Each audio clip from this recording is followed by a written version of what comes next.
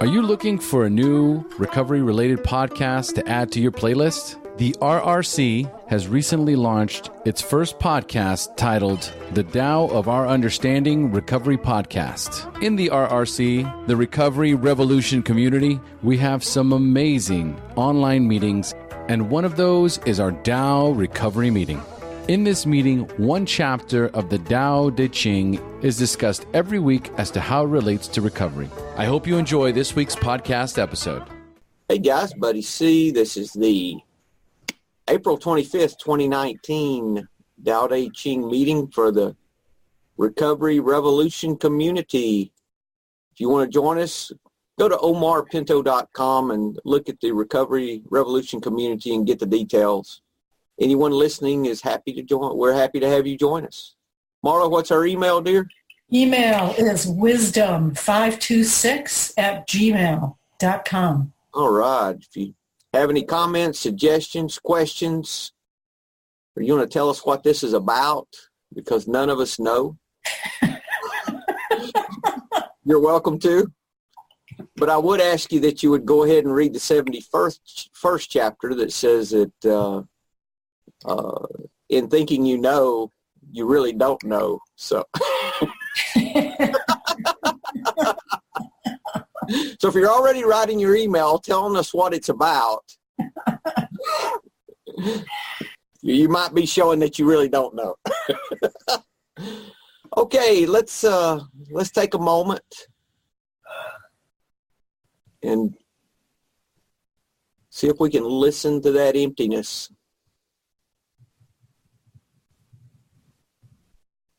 Good. Thank you. Thank you.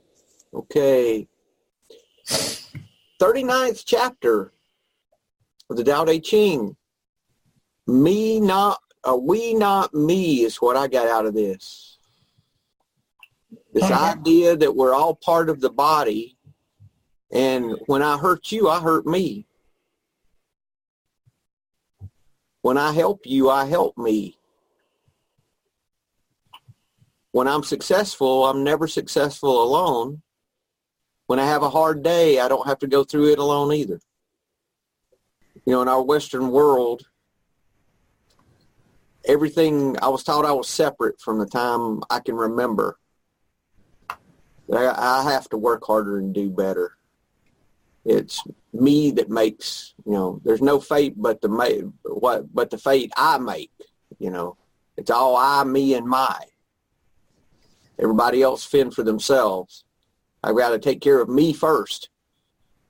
Another verse that shows us that we're part of this big body, and I can't truly be successful by myself. I can't be happy and peaceful by myself. Just like your body is an example of this. You know, there's not one part of your body that's going to live past the rest of your body. When the body dies, the body dies. And nor does one thing work without the other. Yes. Same thing. But what I got from this, just briefly, is if you just let nature take its course and don't be messing with how life is, and you know, just acceptance, really, of how things are, life will go pretty smoothly for you. You're living in the Tao. And if it's not smooth at the moment, Marla, it's okay. It's okay. It'll change. It'll change. Yeah, everything changes. You know, and we're not islands by ourselves. You know, we don't have to handle anything in life alone. So that's what I'm seeing out of this. So I guess we better read.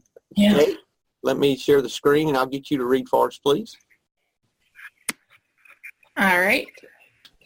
I'll start with the second translation. In harmony with the Tao, the sky is clear and spacious. The earth is solid and full. All creatures flourish together, content with the way they are, endlessly repeating themselves, endlessly renewed. When man interferes with the Tao, the sky becomes filthy, the earth becomes depleted, the equilibrium crumbles, creatures become extinct. The master views the parts with compassion because he understands the whole. His constant practice is humility. He doesn't glitter like a jewel, but lets himself be shaped by the Tao as rugged and common as stone. Third translation. The masters of old attained unity with the Tao. Heaven attained unity and became pure. The earth attained unity and found peace. The spirits attained unity so they could minister. The valleys attained unity that they might be full. Humanity attained unity that they might flourish. Their leaders attained unity that they might set the example. This is the power of unity. Without unity, the sky becomes filthy. Without unity, the earth becomes unstable. Without unity, the spirits become unresponsive and disappear. Without unity, the valleys become dry as a desert. Without unity, humankind can't reproduce and becomes extinct. Without unity, our leaders become corrupt and fall. The great view the small as their source, and the high takes the low as their foundation. The greatest asset becomes their humility. They speak of themselves as orphans and widows, thus they truly seek humility. Do not shine like the precious gem, but be as dull as a common stone. Final translation. Since time began, this is what it's meant to be in touch with Tao. Tao made the heavens clear. Tao made the earth solid. Tao made our spirits strong. Tao made the valleys fertile. Tao gave all living things life. Tao gave rulers authority. Without Tao, the heavens would collapse. Without Tao, the earth would crumble. Without Tao, our spirits would fade away. Without Tao, the valleys would dry up. Without Tao, all life would become extinct. Without Tao, rulers would stumble and fall. Humility gives us power. Our leaders should think of themselves as insignificant, powerless, unworthy of their stature. Isn't that what humility is all about? Be strong, but pay no attention to hollow praise. Don't call attention to yourself. Don't make a scene. How about a couple of things pop out to me. Content with the way they are, talking about the sage, endlessly repeating themselves, endlessly renewed. So there's contentment involved. The master views the parts with compassion because he understands the whole. His constant practice of humility. Hold on. He is in constant practice of humility. He doesn't glitter like a jewel, but lets himself be shaped. He lets himself be shaped. Yep. That's a tough one. It's because it's like the moment we're born, we're filled with other people's thoughts and the way things are and the way things should be. And how do you then let go of all that, and let nature shape you? More letting go. Unlearning everything, which is, I think, what we learned at the beginning of the Tao, to unlearn everything. Too much success is not an advantage. Too much success is not an advantage. I never learn when things are good. I always learn when there's difficult situations. You mean you learn from them? Difficult situations? I very rarely learn. I make no changes in life, usually, from things being good. Yeah, I would agree with that. I'm the same. Yeah. Nor why should you? If things are good, something's working. So why change? If things are bad, something's not working. Yes. But we avoid difficulty to any extreme we can. Anything we can do to avoid difficulty, we will, but yet it's the difficulty in is how we grow. So that's that paradox is huge. On the last one here, he talks about, the second one, that heaven attains unity and the earth attains peace and all these things that are attained. And then I said, well, how is all this done? And it says the greatest asset becomes their humility. So it's through this letting go and through this powerlessness. This, for me, is just in recovery.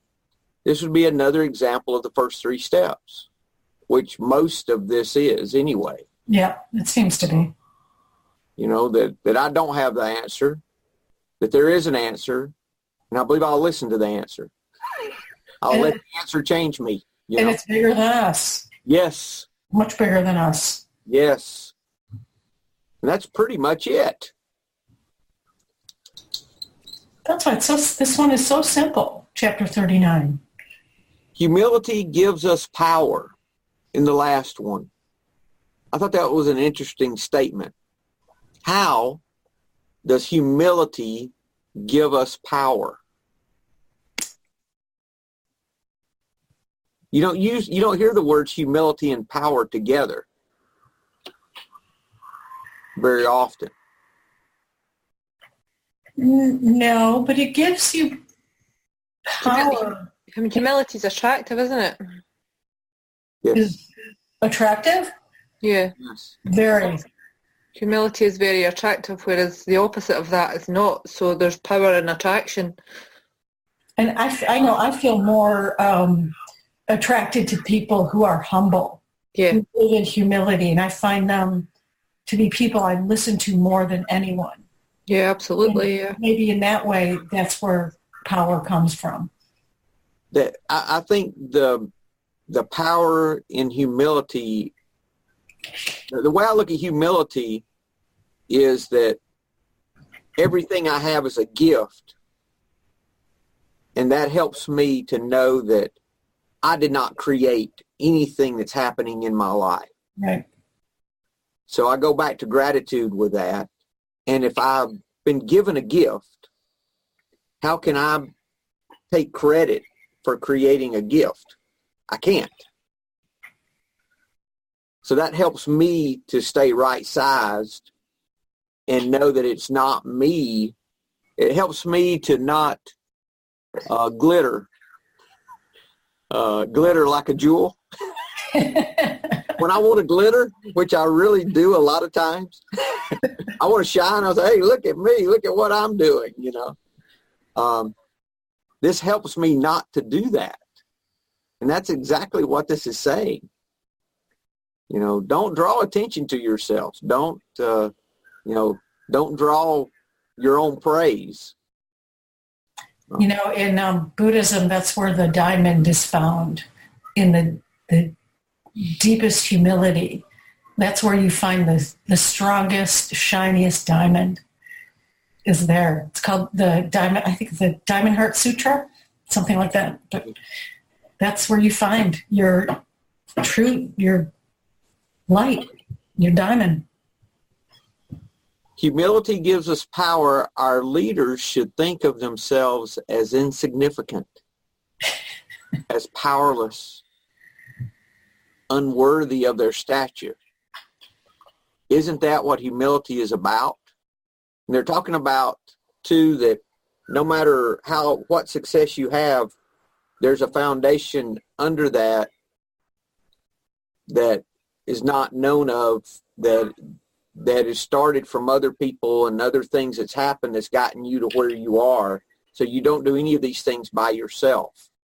So that's part of this whole body of, you know, that we're all connected. So, you know, it's not in reality, it's not a single success or a single failure if you're putting labels on. It's not either. So if we can be right-sized with it, not try to shine, not think it's all me that's doing it, then I have the possibility of being at peace, having these things, peace and all the other good things that it was talking about. So that's really what I want anyway. That's good. That's good. Any other comments before we start on the commentaries? Because I know Wayne Dyer has a lot in his. I was thinking about, too, I've been listening to another podcast. Richard Rohr was on. I think I'm going to like this podcast. It's, let me give you the name of it. Do. You Made It Weird. Pete Holmes. Pete Holmes? Yeah, he does a lot with Rob Bell. And what's the name of the podcast? You Made It Weird. Okay. And he just did a 2-hour interview with Richard Rohr, about an hour and a half interview with Richard Rohr. It's a long podcast. I mean, his whole podcast was like 2 hours. So that's good. That's how long I walk. But I'm in the middle of it, and I've heard this a couple of different places. I heard it on the Word of the Day today, too, about how I do anything is how I do everything. Yeah. And meaning that we treat everyone the way, or what I'm thinking its meaning is that we do everything the same way.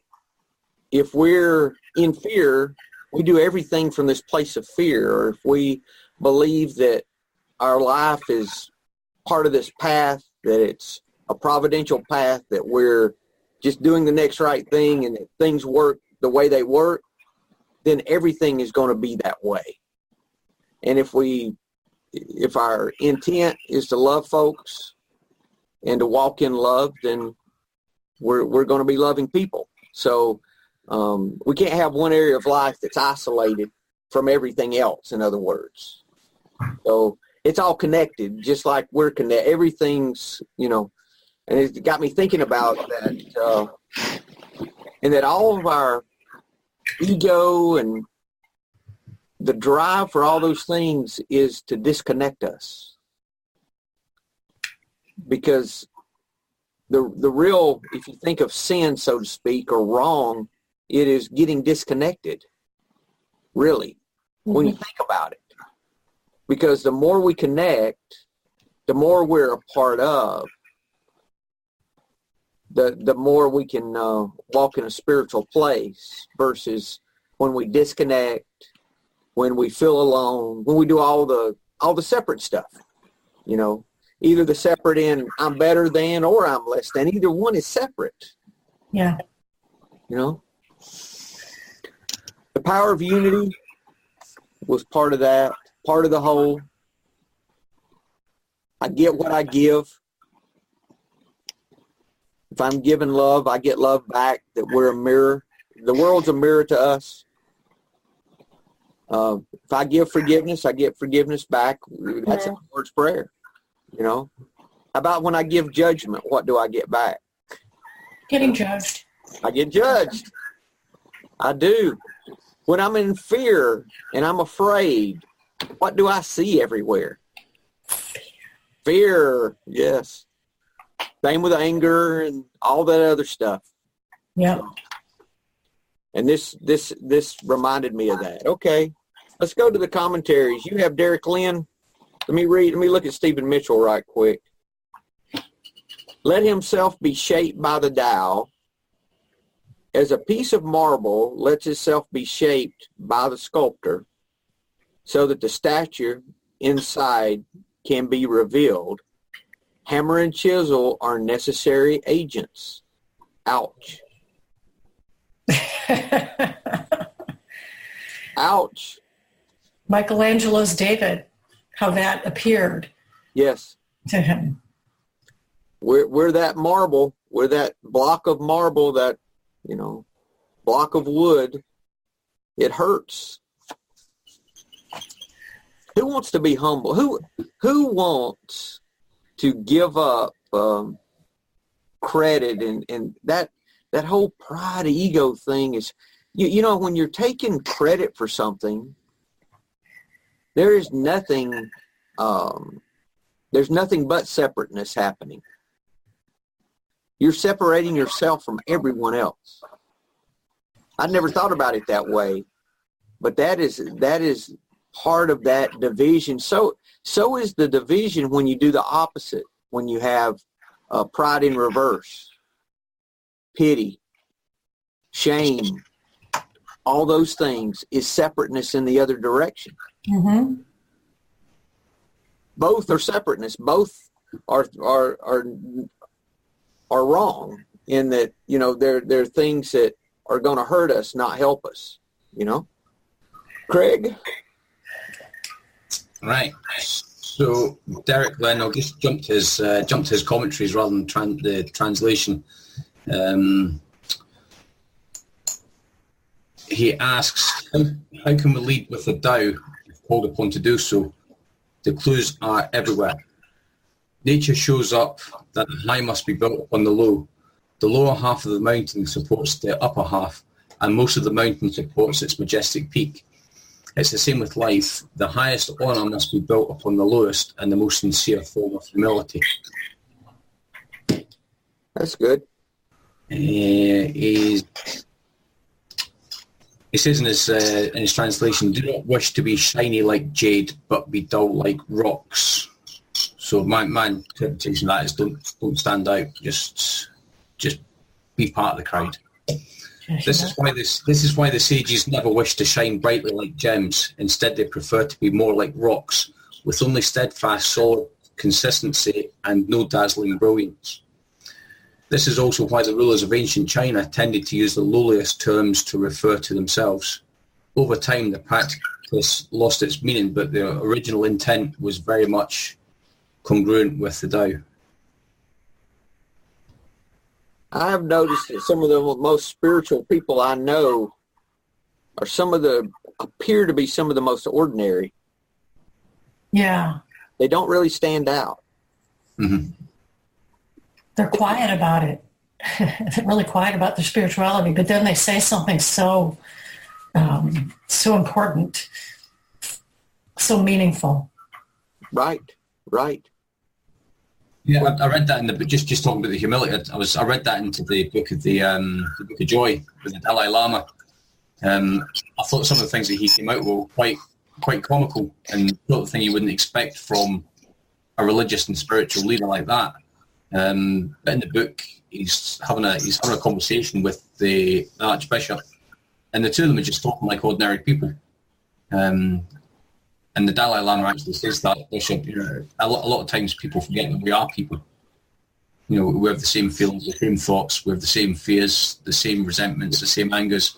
It's just we're able to meditate on them and just, we don't let them fester. You know, we're more humble in the fact that, you know, we know what we do. Can you imagine the Dalai Lama and a priest talking about sports? You know, like this sports team's better than that sports team. I can't imagine that. They're talking about important things, you know, like kindness and love and humility. I keep going back to this stands out of the second translation. Content with the way they are, endlessly repeating themselves, endlessly renewed. So the work, so to speak, there is being content. So how are we content? I think it would be from learning how to be right-sized. I know I'm more content when I'm depending on my higher power than thinking I'm running the show. This goes back to just playing your part, not being the director again. Mm-hmm. You know, and playing a part is so easy.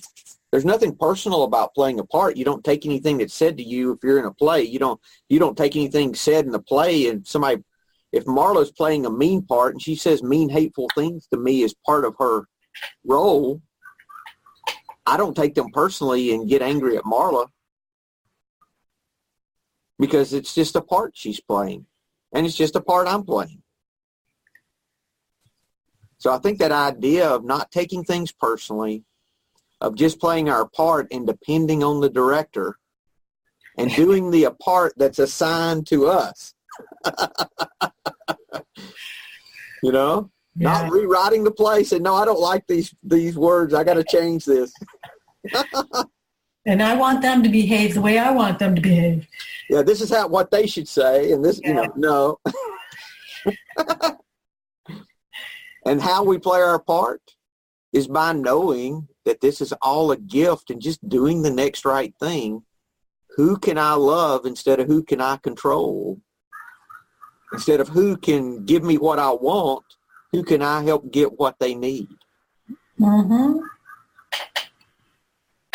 I think it's that simple. And I guarantee you, if you got a relationship or something that's not working, there's probably an element of control there where you're being the director, and in being the director, you're trying to shine instead of being content with the way things are and seeing how you can add to rather than take from. 39. You want to read the translation he uses there, Marla? You want me to read the verse? Yeah, read the verse, please. All right. 39th. These things from ancient times arise from one.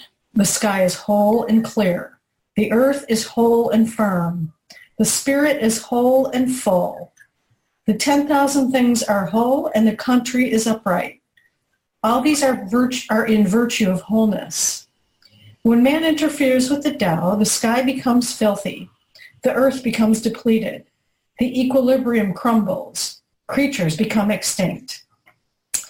Therefore, nobility is rooted in humility. Loftiness is based on lowliness. This is why noble people refer to themselves as alone, lacking, and unworthy. The pieces of a chariot are useless unless they work in accordance with the whole. A man's life brings nothing unless he lives in accordance with the whole universe. Playing one's part in accordance with the universe is true humility. Truly, too much honor means no honor. It's not wise to shine like jade and resound like stone chimes. So just shut up. Playing one's part in accordance with the universe is true humility. Mm-hmm. This is the way it is. Working with the universe. Just playing your part. Mm-hmm. What's difficult about that? Nothing. I could see if there's some danger in feeling unworthy, though. You know, the unworthiness of, when I told you about getting into India, before when I wasn't sober, I did not feel worthy enough to apply to go. Yeah, tell us about that. You're going to India in October? Is that what's going on? Yeah, well, there's a bigger picture to learning yoga. That it's a whole philosophy of living a better life and living ethically and morally, and they, of course, considering substance abuse not to be, an ethical way to practice yoga. And, I had to get sober in order to feel worthy, self-worthy enough and worthy in their eyes to apply to go.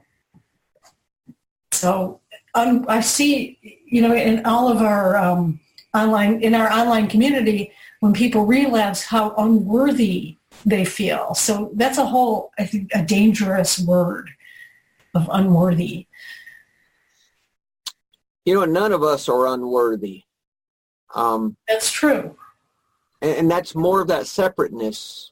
Mm-hmm. But on the negative side, like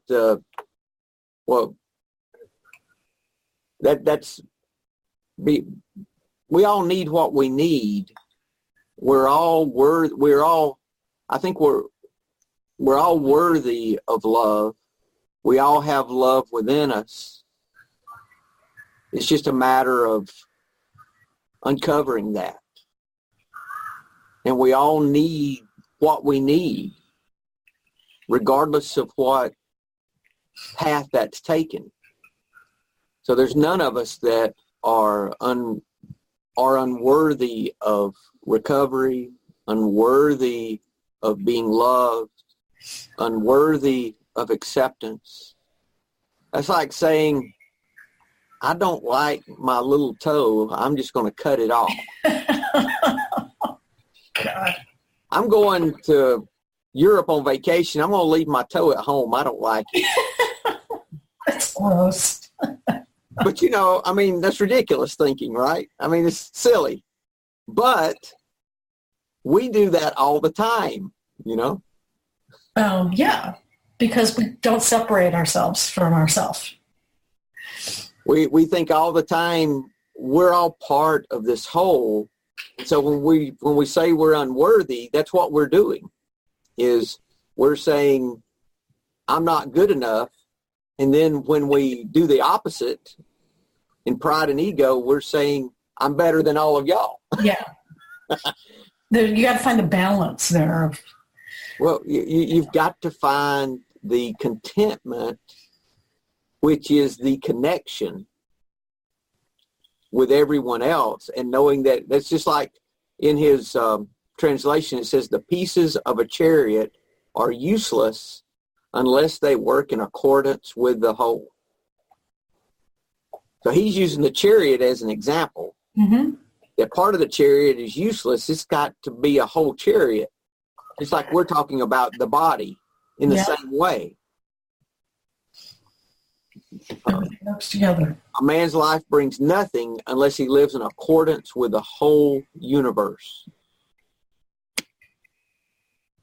So it's all about just doing our part, which is really more about being our part than doing our part. Because what I have found is when I'm open and available, and it's said a lot of different ways. In Christianity, it's said by Romans 12 in the Message version says, offer your eating, living, breathing, everyday life as an offering.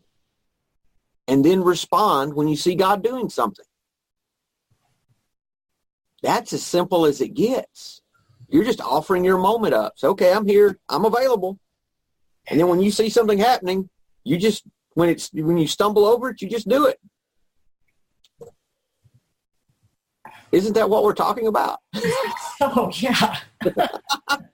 You know, and that's not a bunch of,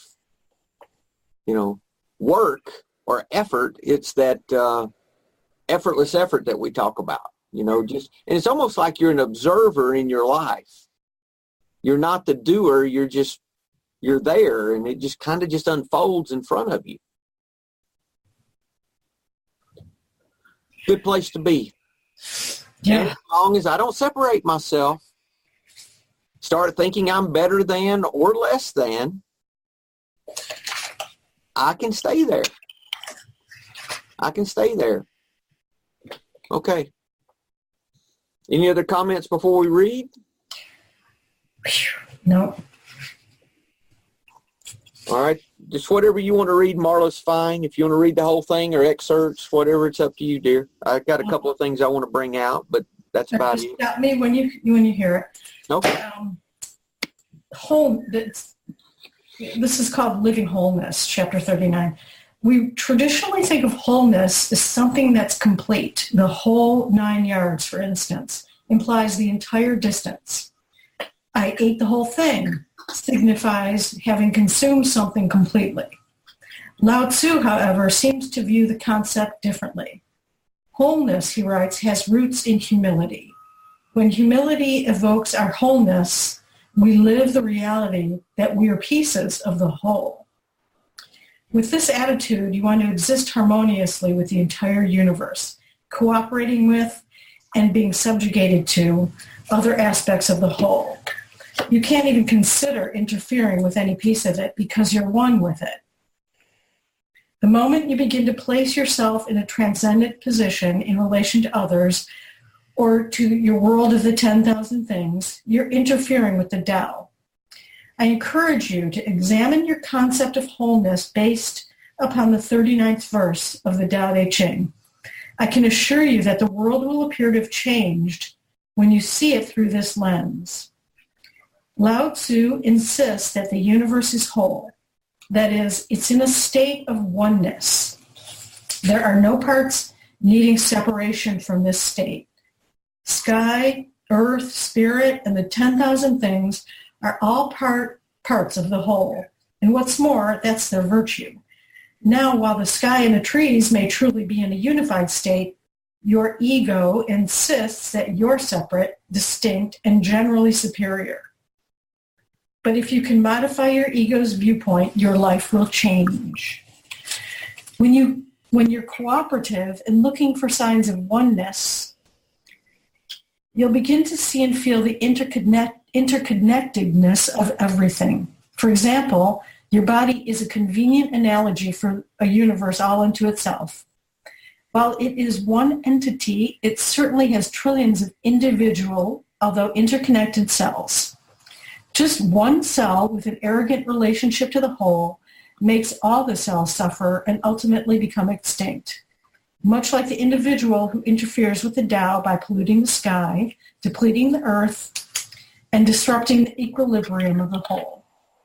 A cancer cell that refuses to cooperate with the cells adjacent to it will ultimately gobble them up, and if left unchecked, will destroy the whole. Why? Because that cancer cell has no relationship to the whole. It will destroy itself as it kills the host, upon which it depends for its own survival. Hold on right there. Okay. Big idea. And this can go a lot of different ways. We've got everything from, it's true how we're, destroying our environment by not respecting it. Mm-hmm.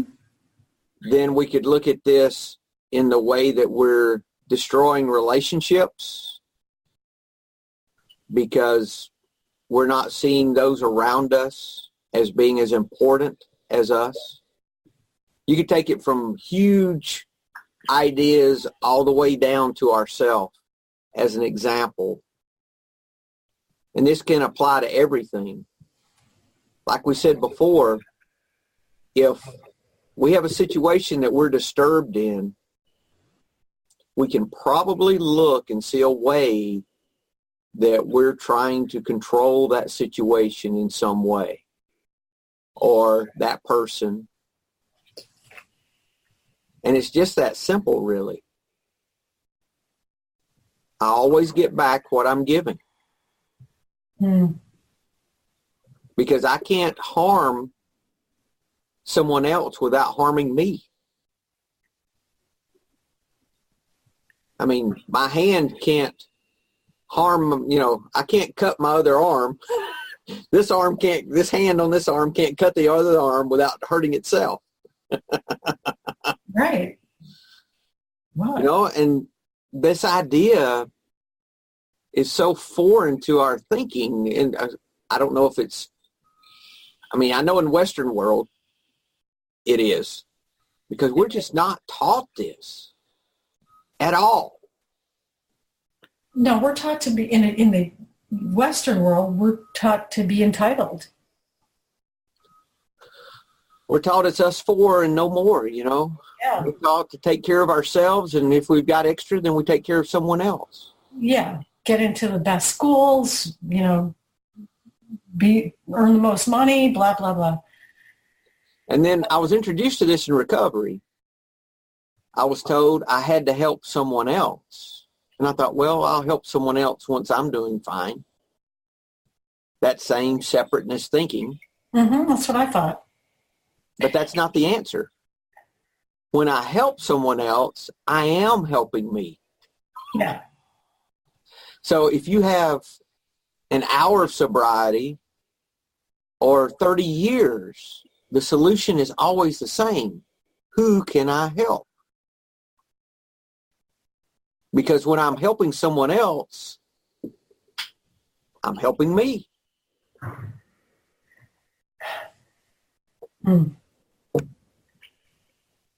Such simple solutions, right? It's so simple. My daughter was going, she's at UGA, and she was going on a mission trip. She goes off to college and starts going to church and quits drinking and smoking and starts going to church and doing good things. I don't understand it, but hey, I'll take it, And she's taking her spring break to go on a mission trip to Jamaica. And she was talking about what to do and how to raise her money. And I said, well, the first thing you need to do, I said, do you know anyone else that needs to raise money to go? She said, yeah. I said, go help them. Well, how's that going to help me? I said, just go do it and see what happens. She had no problem getting her money raised. She really, she didn't do anything special.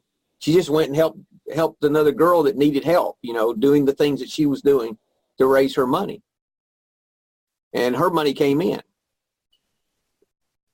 It's that same idea that when I have a need, isn't that what wasn't it Zig Ziglar that had a lot of things to do with that? That he, you find someone, you help someone get their need met, and then you'll get your need met. That same kind of principle.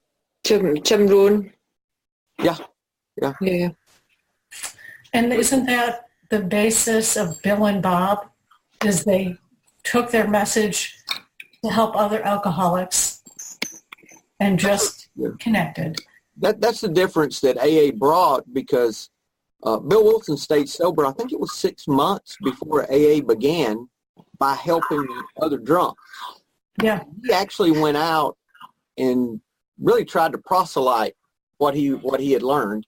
Yes. With no success at all. No one got sober. And he was talking to his wife about it and said, for 6 months I've been trying to help drunks and nobody's gotten sober. And she said, well, haven't you stayed sober? And then the light bulb went off. Wait a minute. And that was the idea that he brought into AA. Exactly. That's the idea and the reason for singleness of purpose and all those things. Yeah, exactly. So we're always told that if we have a need, let's go find someone to help.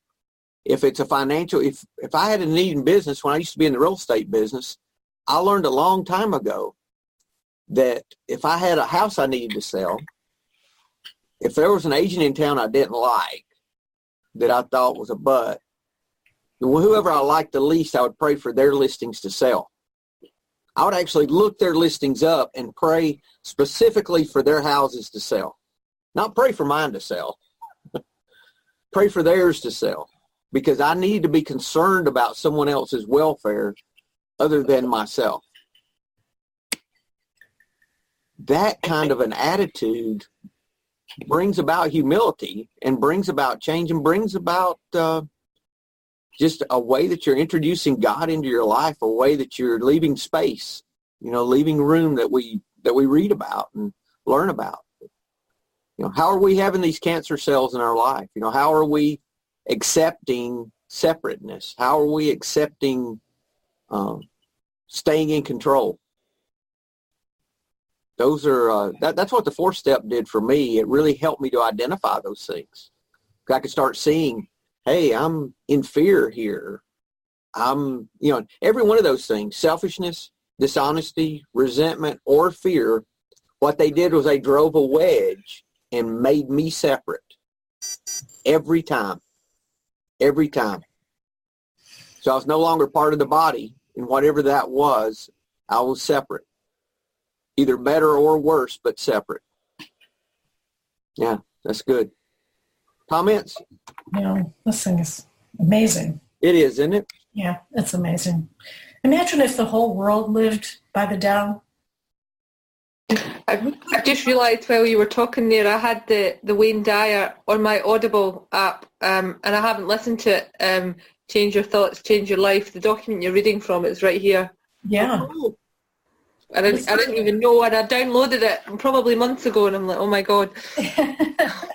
See, that goes back to this thing of synchronicity, where everything is, how often have you seen, like you're thinking you have a thought that comes to mind, And then all of a sudden you start seeing it everywhere. Or you have, I don't know how many times I've read something in the morning and say, oh, that's good. And later that day I'd have a sponsee contact me and say, hey, I'm having a problem with,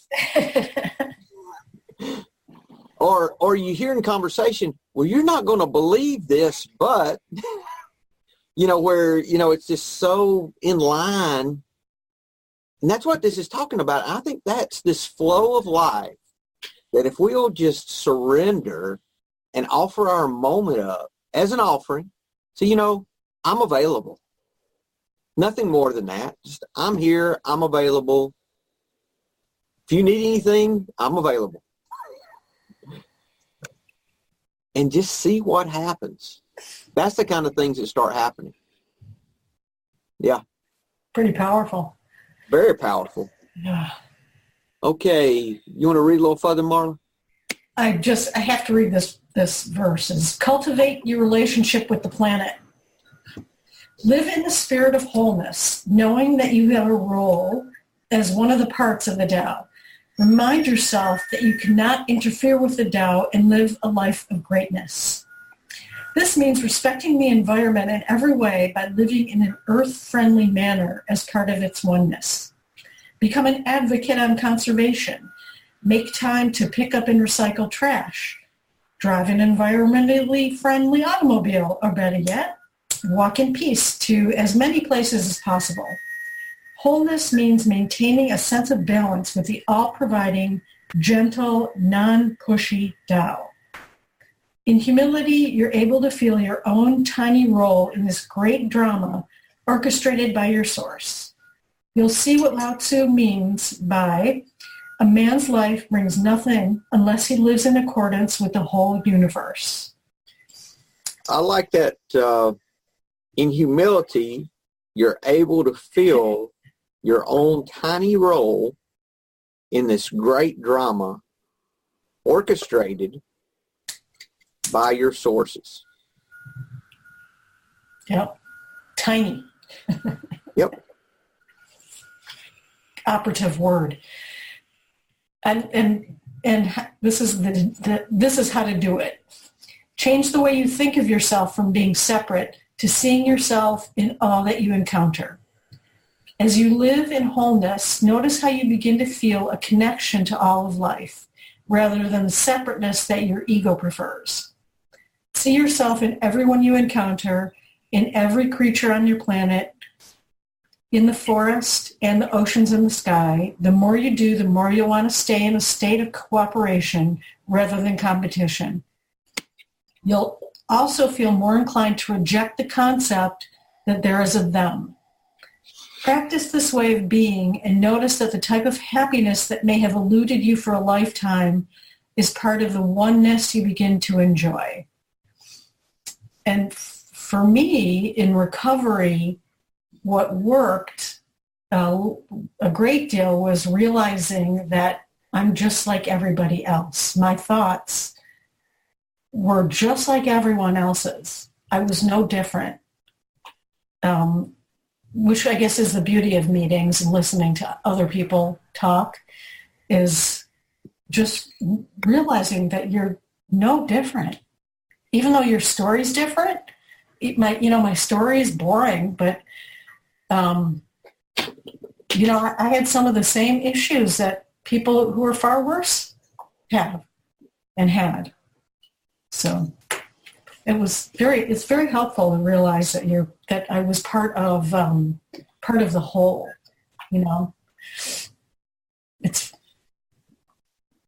I have a real life application to this. I want to run by y'all. I'm competing in a rally this weekend. I competed in one last year, and I competed in several in years before. It's about the only thing I do that's competitive, that I really get my ego out there with. And this is a rock and ride motorcycle scavenger hunt, raising money for Alzheimer's research. But basically what it is, a scavenger hunt via motorcycle. I have 30 some odd hours, and they send you a bonus list, and you come up with a route based on how many points you can get. And it's not a cannonball run, but it's the winner is the one that has the most points. So you fill up your route, and you have all these things you have to do, and mostly taking pictures of stuff with your placard or your route, like your rally flag, which is a placard in this situation. Sometimes you have to have your motorcycle, and sometimes you know, all this kind of stuff. So I'm sitting here getting my route together, and I love it. I like doing it. I do pretty good about the planning, and I've got to drive down. I'm riding down to Lake City, Florida tonight. It's only 4.5 hours from here. So if you're in the Southeast and you see a big black BMW with a Krusty the Clown bobblehead on the back, bobbing at you as I go by, that's me. So, but I'm thinking how I can stay right-sized. And, of course, it's no coincidence that this is the chapter that we read before I do this rally tomorrow. Yeah, imagine that. Yeah, imagine that. Huh. So how can I compete in this rally and be a part of instead of being separate? Well, one thing I'm going to do is not have any secrets. Like if I find something out, we're meeting for dinner. We're starting in different locations around the country. There's going to, and everyone riding into South Kentucky for the end. They all have to be there at the same time. So they're starting in Ohio and down here, and then there's some up in Kentucky. They're doing a short rally around. So we're meeting for dinner tonight, and I'm going to be an open book. If I found a couple of things out about the route, I'm going to share them. Say, hey, did you know this or did you know that? You know, like something they may need to know so it wouldn't give me an upper hand. And then I'm going to be an open book on my route too. Show them my route if they want to see it. You know, and even if they're, closed mouth, because a lot of them are, they don't want to share anything, because they want an advantage, So I'm going to try to be open-minded, try to be helpful in every way that I can. It's nothing against the rules for doing that, because you can share things within the group, within the ones that are competing. You can't get outside help, but you can get help within the group. So that's okay. But most people don't do that. So I was trying to think how else I could, I send good thoughts to all of them, and enjoy the ride. Yes. I plan on enjoying it, and I may not get to do another one this year. So I'm looking really forward to this. I enjoy it. I'm really more competing against myself to see if I can do what I plan, which I enjoy doing that. Do you have an X amount of dollars you're going to raise? No, it's raised as a whole. All the monies that we pay in as entry fees, that's what it's taken out of. So we don't, on this one, they don't raise money individually. They just take and put it in as a whole after it's done. Got it. And it's rather expensive to do. I'm sure it is. So, and the entry fees are pretty stout too. So, but I'm doing that. So I was trying to think, y'all have any other suggestions I've kind of racked my brain because I want to be a part of in this and not, I'm just going to be open the whole time as to what I can do and not have my focus as much on what I've planned, but on how I can be of help during the rally too. And if I don't get to do everything that I planned, so be it. It's more important that I'm available. So that's the kind of approach I'm going to take. And also thinking about the end. What the end result is you've raised money for an important research project. Yes. And who are you helping? Yes. By doing this? Researchers who research Alzheimer's, which is the biggest picture. But it's interesting because I have a lot of ego with this. I've had others in the past that I had one that I didn't put the information on the right place on my paperwork, and it cost me some points. It cost me first place, and we had this big room of like 60 guys, and just so happened the guy, I don't know most of these, and the guy that won happened to sit right beside me, and I got to hear everybody congratulate him on how great he did. And I'm sitting there, and I'm like, fuck, I did better, but, nobody knows. I really wanted to be separate. I really wanted to be bigger than everyone else. And I really did, and I'm like, I must have really needed this. So that's that really being able to identify that the problem is not in if we're separate on the high end or on the low end. The problem is that we're separate. That's where the lack comes, is from being separate. And the way that I get back into the flow is by considering them rather than considering me, by knowing that what I have is a gift. It's not me that's bringing this about, whether it's good or bad. There's sometimes an analogy I think of, I think from Ram Dass. We're just one of the trees in a huge forest. And in the forest underneath, the roots are growing and they're all connecting. And one tree feeds another and another and another. That's good, Marla. It's a big one. I credit Ram Dass. And, really, when you're walking around in the woods, you don't really notice how tall trees are either, that you don't really notice, you can't see the tops, No, you just notice how small you are in comparison. Right. Those trees. And they're all connected. Yeah, that's good. We're all connected underneath. Everybody's helping everybody else. Okay, another question we could ask. I had a couple more notes. How do I feel separate? Is there a way that I am feeling separate? How do I feel unique? How do I feel misunderstood? Could answer all of those. I'm sorry? I could answer all of those. See, those are places to start with removing this separateness. How do I feel better than? How do I feel less than? All of those are ways that we're separating ourselves and really keeping from walking in this flow of life that brings the contentment and the peace and joy that we're looking for. So even if you're feeling really shitty about yourself, you're separating yourself. Yes. From everyone. Yes.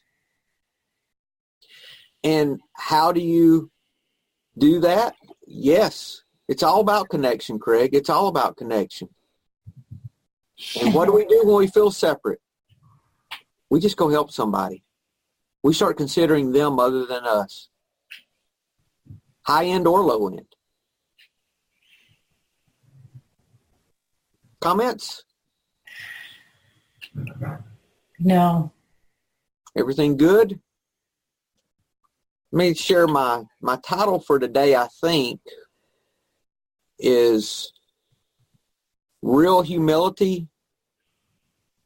Shows us that we're all connected, we're all connected and part of a greater whole. When I hurt you, I hurt me. When I help you, I help me. When I have success, I never get there alone.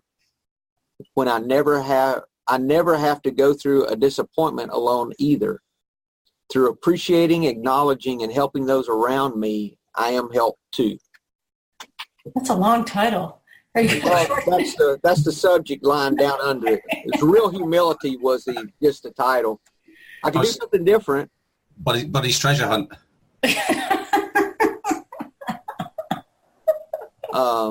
But this is real humility, is what this is talking about. And this is the value of humility. True humility. Yeah. Yeah.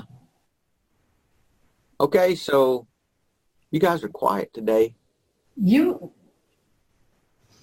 Because there's too much to think about.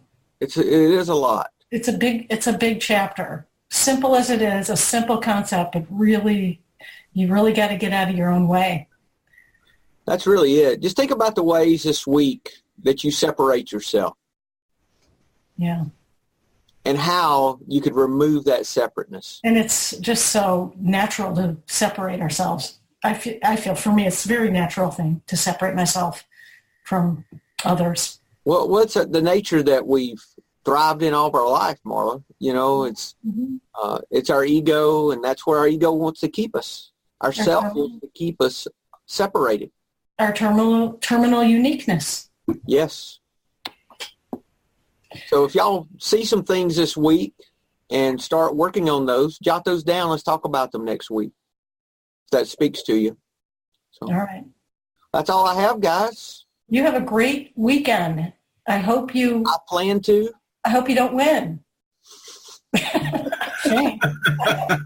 can't say that, Marla. You know, I can say this, though. I know it will work out just like it's supposed to. Exactly. Well, y'all have a great week, guys. Thank you. Bye.